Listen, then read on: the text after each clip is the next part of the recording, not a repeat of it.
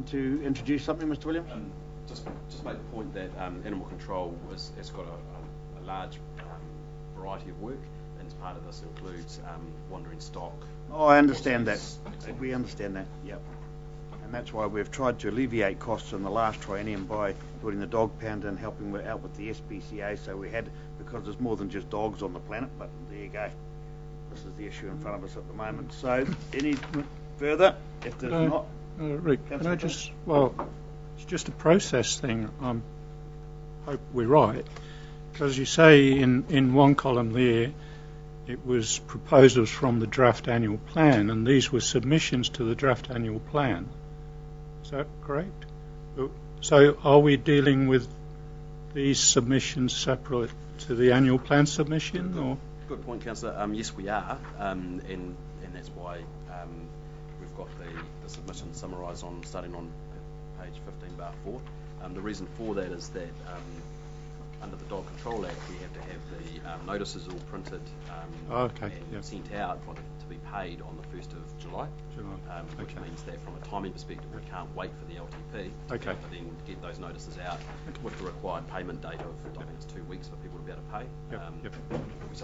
That's fine. I'm just trying to... So it is a preempting of those. Councillor Heckling's question was very relevant. What we're actually doing here today is actually deliberating and making a decision against your submissions and your council management recommendations, and that's what they're recommending, and it has to be done now because of the reasons Mr. Green just mentioned. A case of timing. Councillor Truman? I was just wondering, working dogs, is that is that also guard dogs? No. It's not guard dogs. No.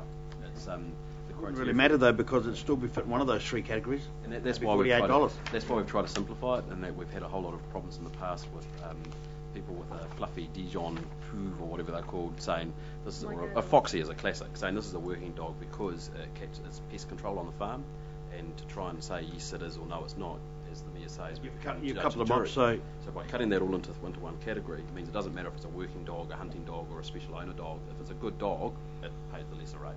The owner can argue for any category he likes, and when he's won his argument, he still pays $48. Yeah. But then, if he's saying it's a guard dog to get into the working dog, if he's trying to get the special owner, he's still got to pay extra $20, doesn't he? No, if they're all 48. They're all 48. No, but to apply to become a special owner, they're paying extra 20. Yes. Special owner dog policy, normally a dog breeder, someone like that. Once it's been have more on their property. Special owners, most people. Well, I know my wife's applied because she breeds Labradors. Because we fence our property, we keep the dogs away from the front door, we don't let them back. That's a special owner, somebody who cares enough about their dog to look after it so that it doesn't get in anybody else. But it also allows them to have more on the property because that one still remains to the maximum of 2. If you want more than that, then you apply for a multiple dog permit, which has more than your 2. So careful, Rick. Probably, and I haven't got the figures in front of us, but probably 65% of our dog owners are special owners. It looks like Mr. Nicholson just got us a little bit of figures from our neighbouring areas or comparisons. How do they? Have you got one there, Mr. Green? How do they sort of read out? If we look at Whakatane, they've got a fee of $65 for an entire dog, so that's dogs that aren't desexed, and a $55 for fee for desexed dogs, and then and you'll get this when you hand it out, but some impounding fees.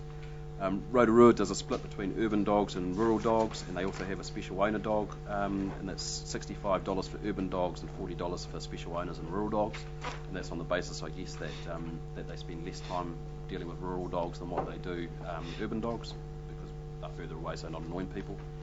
Hamilton City, $74 for the special owner policy dogs, and $103 for desexed, and $132 for other. So you'll see that we're significantly down on what Hamilton pay. Ruapehu, for yourself, domestic 75, desexed 55, special owner 50. So we're very much in the middle of that category. I would say glancing down this list, we're probably cheapest of the lot. Yeah. Or a special owner. That's why I just wanted that comfort. Whenever you bring, if staff could be conscious, whenever you bring things to council, it's nice to know what our neighbours are doing. as I said, like boat ramp fees and Rotorua are zero. But we don't handle those. Okay, so the suggested resolution there. Unless there's any further questions, do we have a mover? Move Councillor Johnson, seconded Councillor Hickling. All those in favour? Yes. Aye, carried. Thank you very much. So Mr Green, you've obviously presenting this. I don't know how much presenting it needs, Mr. Mayor, but I'm just going to suggest that we take it as read and I'll just open it straight up for questions, because at the end of the day, this is a sporting, family type facility, and we all know, we don't have to go into the vagrancies, the ins and outs of it. We all know whether we smoke or not, and no I don't, that smoking is not good around, good at all, and it's particularly not good as role models around children and sporting events and things like that. So, does anybody have any questions, want to add to that? Councillor Downer? moved. Councillor Kirk, is it a question or a second thing? Oh, I was just going to say on National Smoke Free Day, I thought it was very relevant to see that. It's seconded, okay. But does anybody want to talk for or against the motion? Councillor Truman? Does council own the Youth Town building? No, we own the land. We own the land. We own the land, and it's a very good point you've just made. We own the land, and we gave it to them for $1 for 50 years or something, and it was a sort of a where they supplied the building, and we took the old caretaker's house away in the last triennium. But you've made a good point there, and I just wonder whether in conjunction that should have been incorporated. I think that's where Councillor Truman's heading. We could certainly extend it over that Youth area. Town is Youth Town. We don't want to be smoking in front of our youth, do we? We could certainly extend it and just square it off instead of having that dip. Yeah, well, that's what I'm saying. Perhaps we could amend. Can we amend it later if we were to adopt this, and someone were to go to Youth Town and you say, look, we'd like to be part of the that area designated smoke free. Could we change it again? Absolutely. Yep. Okay, so let's just get someone to call on them and see if they'd like to be part of it. If it gets passed here today, my feeling tells me it is. The line there basically just follows essentially the fence line and Yeah. scoots down, so there's no reason why we can't change that. Absolutely. That is, no, that's actually not that's the old hub, but that's the old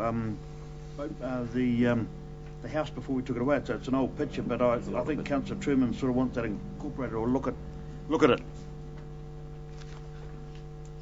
Sort of makes you wonder if we shouldn't be looking at all our. I'm sorry, Councillor Henderson. Well, that was sort of along my line. Mayor Cooper was. Is there a plan to extend this to other facilities, or are other facilities being looked at? What's the driver for this? We don't have any plan. The driver on this one has been due to complaints and concerns from users, and we haven't had that same level of complaints and concerns about other facilities. If you think of OD Park or the library or museum, so we haven't got any plans to do that. But it's your decision as governance if you wanted us to investigate that further. It could be worthwhile, Councillor Henderson, raising it in the long-term places when we have some of those workshops, and it could be something that goes long-term plan. I don't know. It's probably something you might want to consider on a case-by-case basis. Just to follow up, I wasn't necessarily suggesting we should do it. I was just curious as to whether it had been considered or not, and what the driver for this one was. Yeah, seems public concern. It must have been quite a level of public concern, was it? It was. It's absolutely as the Mayor pointed out. This is a sporting facility, and people who are working out, particularly in the fitness suite, don't like the smoke wafting in the windows, etc. But this is, just to reiterate, this has been complaints driven. That's why it's on the table. There's been a lot of people complain. These things that people are smoking on the doorways and throwing butts around, and it's not a good role model stuff. So anybody want to further talk on that? Because we have a mover with Councillor Downard, and I think we had a seconder with Councillor Kirk. The suggested resolution is that the extension of the smoke-free zone at the Taupo Event Centre and the AC bars to include the outdoor areas immediately surrounding the complex be approved. All in favour? Aye. You never smoke there again.